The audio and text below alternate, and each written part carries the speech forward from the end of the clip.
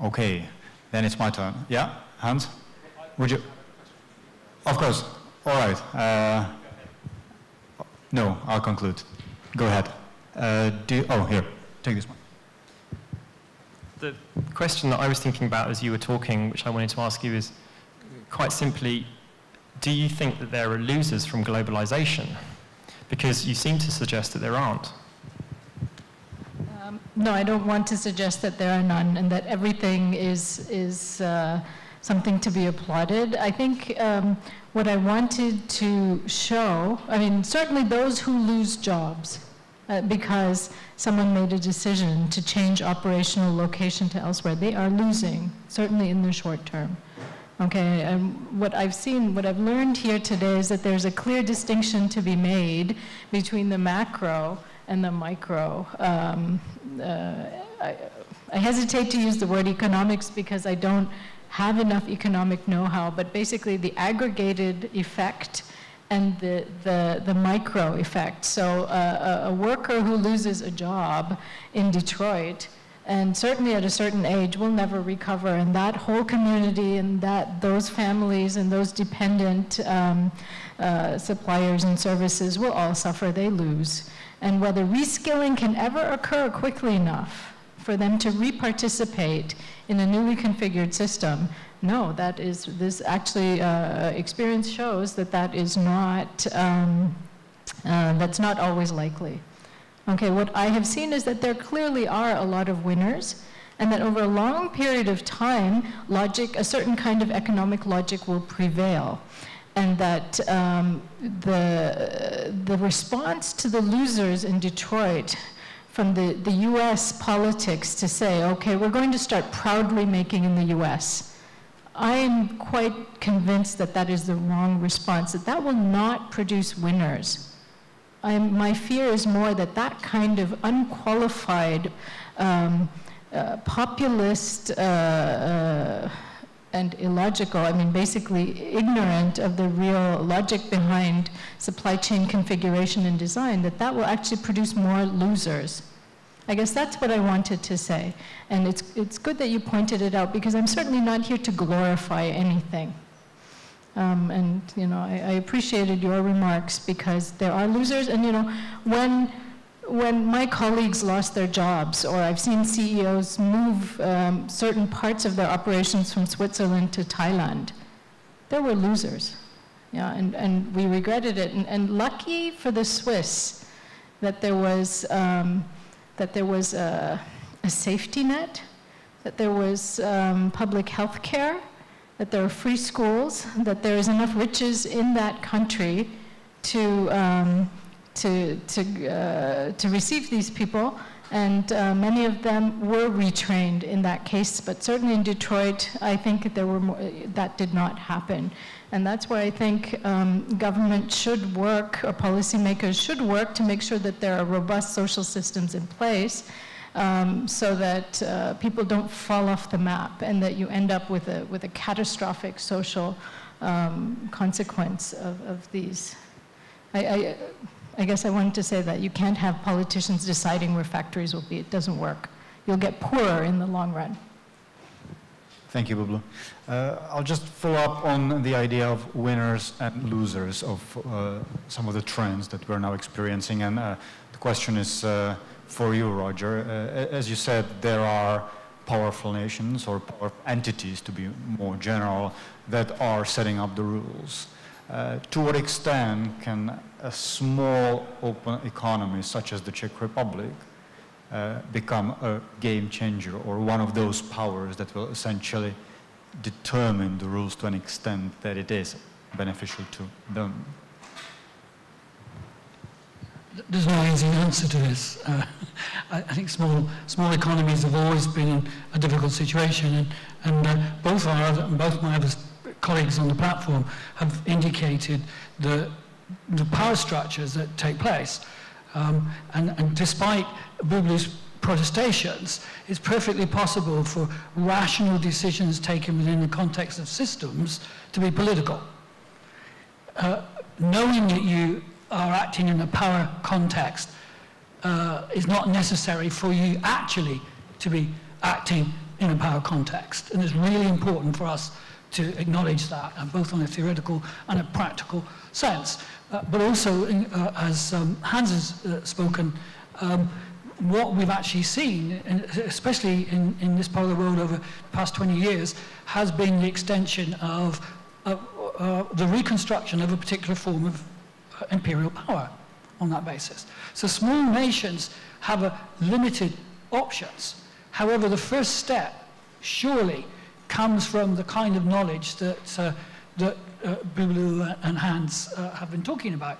Once you identify the structures that you are actually in, changing that relationship depends upon understanding the logics which those structures actually work on, and on that basis. Now, Rome's question is a very difficult one, because how you become leaders, and I guess it's picking up on both of what my colleague said. It's finding a niche.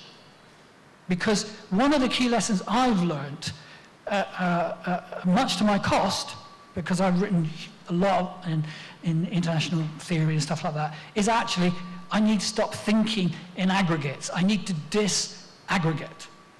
And in a sense, both of my colleagues have made the point that you can't meaningfully talk in the same way. I mean, there are circumstances where you can talk about the Czech national economy, but you've actually got to take it beyond this and disaggregate.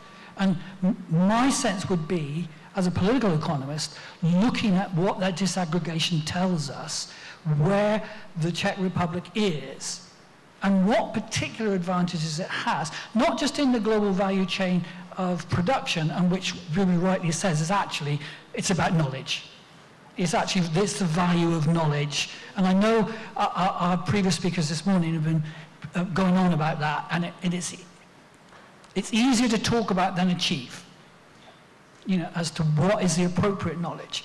On the other hand, it is a move which is done, first of all, in the recognition of the appropriate structures, maybe in conjunction, for example, with other states. I was interested in another government conference that took place in Prague earlier this week, which is the Visegrad meeting of the defense ministers of the 4 countries that make up the Visegrad Agreement to develop high technology for radar defenses, which unfortunately ended in, I think, not much agreement.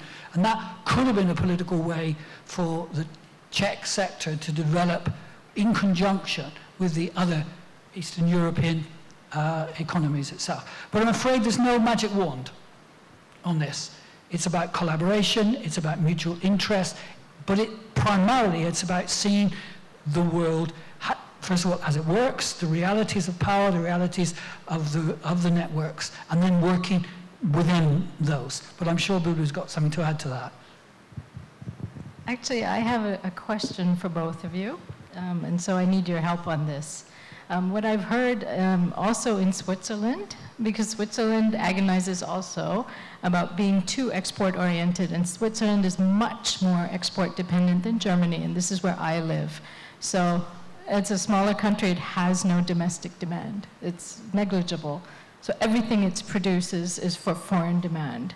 And so we had a conference last week in which they said, what is Switzerland's role in global value chain? So your event today is very timely. Switzerland tried to create this event 2 weeks ago. And the only question they had was that is dependence on other countries only shock transmitters? Does it only have to be negative and a source of anxiety? Is it only something where we perceive, as you said, I'm deeply uncomfortable with the imperialistic metaphor for obvious personal reasons, but also because I think it's a dangerous oversimplification to say we're being invaded by the Germans, we're being invaded by the Chinese. In the 70s and 80s, we said we're being invaded by the Japanese, they're buying up California, and then the Arabs are invading London, and so on. I deeply object to this language. My question is there something beyond shock transmission, beyond vulnerability and invasion and loss of identity? Thank you very much. Very interesting question. Just speaking of Switzerland, I know that Nick Davis has a question, so maybe we can take more questions at once because we're almost at the end. We are actually at the end of this panel. So Nick, please. Absolutely. It was just to pick up the very good point that Hans made about competitiveness being a dangerous obsession, which links to our careful definition of competitiveness as factors that lead to productivity. So actually in Professor Krugman's article, his point was, well, even if you're just using the word competitiveness as a funny way of saying productivity, it could lead to negative outcomes through trade wars and protectionism, through bad policy decisions, and through a focus away from domestic productivity, which accounts for the bulk of most value add in an economy. And so my challenge to the audience is, if you can come up for us with a sexy phrase better than the Global Factors of Productivity report, we'd love to consider it, because competitiveness for us is the 35-year history of these different issues. We're revising the index, and we know also that we need to keep on focusing on the positive sides, not the zero-sum rhetoric and discussion of international competition, which is how many people interpret the phrase. So I very much take that point and wanted to say that we're aware of it. What's the price? Somebody can. Lunch in Geneva. Okay, excellent. Sounds good. Gentlemen, please address this question. So, I mean, you're asking us to come up with a different word, but to measure exactly the same things. And actually, I wonder whether we are measuring the wrong things. I think that's partly your point as well. Because, for example, and this isn't exactly Krugman's point, but it seems to me that we should be thinking much more about balanced growth. That's a much more useful term, it seems to me. And this is also, this brings me to China and Germany, which are both very different. And so I think the threat, insofar as there is one, is different, and I'm going to come to that. But it seems to me that they both suffer from a problem of unbalanced growth. In one sense, they're similar, which is that they both have been too export-reliant. And in a sense, what Germany is doing at the level of the Eurozone, China has been doing at the global level. There's another parallel, by the way, which is that the allegation is that Germany is the China of Europe, in the sense that in the same way as China is benefiting from an undervalued renminbi, Germany, through the Eurozone, is benefiting from an undervalued currency. So there are some parallels. Nevertheless, they are very, very different, it seems to me, partly because of the existence of the Eurozone. Because there, the danger from Germany, I think, for the rest of the Eurozone, it seems to me that Germany has different obligations towards the rest of the Eurozone than China does to the rest of the world, or that Switzerland does for that matter, because it has chosen to join a single currency. In fact, that single currency was to a large extent a response to the problem created by the end of the Cold War and German reunification. It wasn't quite a quid pro quo for German reunification, but it was in the context of German reunification. That creates certain obligations for Germany, it seems to me. I'll leave it there. Oh, and just finally, on your shock transmitters point, I think before 2008, we had a very, very positive view of economic interdependence. We thought that there was no downside to it at all, and that the more, for example, the more you increase capital flows, the more stability you would create. We now know that actually it also creates instability. They are also shock transmitters.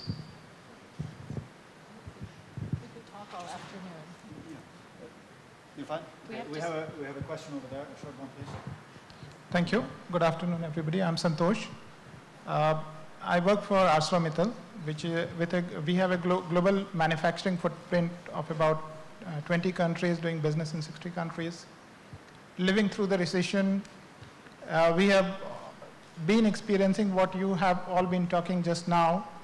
The supply chain is a key factor of how we do business and how we plan our business in future. The productivity, which was just pointed out, remains a key focus for us. I mean, you can't think of a business, no matter which part of the world, without thinking of productivity. And we see that the Western Europe is at the highest level of competitiveness by productivity. They have the best productivity. We have the best labor and the best, competitiveness in terms of cost here in Eastern Europe, within European perimeter. But in productivity, we are, let's say, 50–60% of the Western Europe. The challenge for this part of the world remains to go up into the competitiveness by improving productivity per se. Similarly, in other countries also. So the challenge is, sorry, the question is, we have to do a lot of investments to come up to the value chain. And there we need a lot of direction from the government, from the industry as a partner. So there has to be a policy decision or policy framework from the government, European community, European Union side to sponsor these kind of activities. Otherwise, no matter how we discuss, we foresee, unless there is a policy framework, you will not see the grand changes coming into the competitiveness arena. And that remains very big focus. So are there any big level thought at the European level to address this kind of issues? You being researchers, do you see this kind of initiatives coming in? Thank you. That's the question. Thank you very much. Initiatives on investment.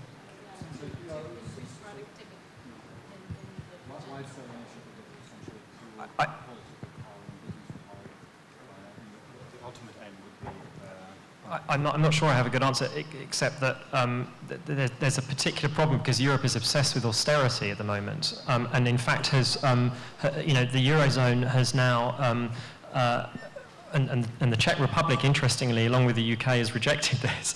But the only two countries that actually, I'm wrong on that. Sorry, it's banking union. I'm getting confused on with the Czech Republic. The Czech Republic did sign the fiscal compact, right?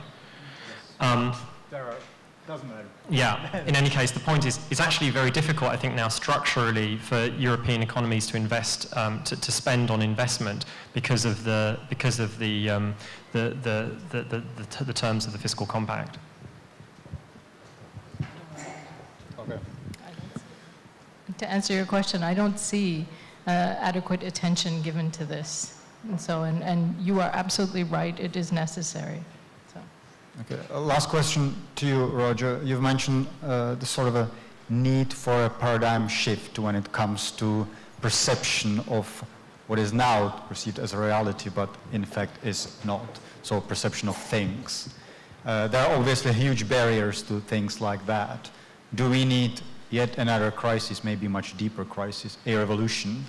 Or can you imagine shift towards the better understanding of what is going on at the moment due to the process of gradual evolution? And that's going to be the end of today's panel and most likely a very good beginning of the next one.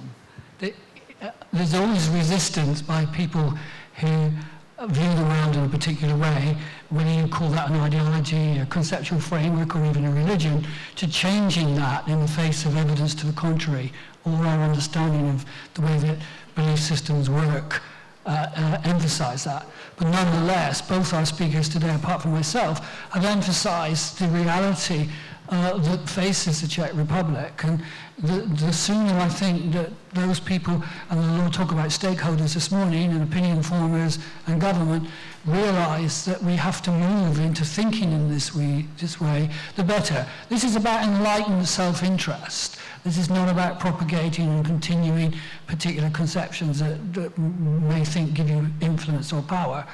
Because I think unless, and particularly the smaller states, do this, the quicker they do this, the quicker they can take advantage of utilizing these ideas that are built into these analyses. Thank you very much. Roger Tooze, Bublu Thakur-Weigold, and Hans Kundnani. Thank you very much for a very interesting discussion, ladies and gentlemen.